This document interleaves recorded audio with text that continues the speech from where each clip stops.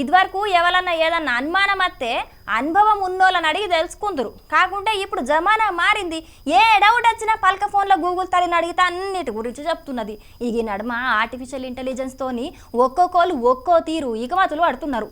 అట్లాగే ఒక అన్న ఏఐతో ఏం చేసిండో చూడు.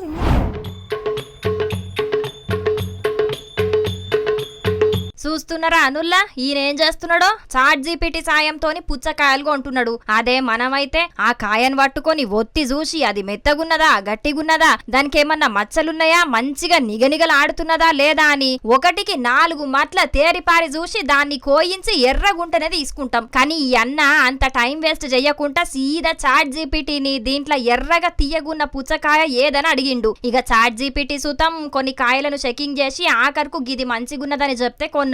చాట్ జీపీటీ చెప్పిన కాయను కోసి చూస్తే నిజంగానే ఎర్రగున్నది.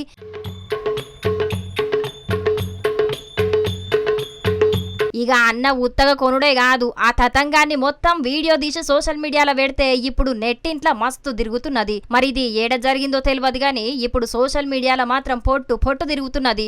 ఏఐని నువ్వు మామూలుగా వాడతలేవు సామి, వాడకమంటే గిట్లుండాలే అని కొందరు కామెంట్ చేస్తుంటే, పుచ్చగాయ కొనేటందుకు సుతం ఏఐ వాడాలనుకున్న నీ తెలివికి సలాం కొట్టాలే అని ఇంకొకరు కామెంట్ తుంటే, ఇప్పుడు పుచ్చకాయలు కొనేటందుకు సుతం ఏఐని వాడుతున్నారంటే రేపట్ల దీని వాడకం పెరిగిందంటే దునియాలో ఇంకెన్ని మార్పులత్తయో ఏం కథనో అని అంటున్నారు టెక్నాలజీ గురించి బగ్గా తెలిసినోళ్ళు.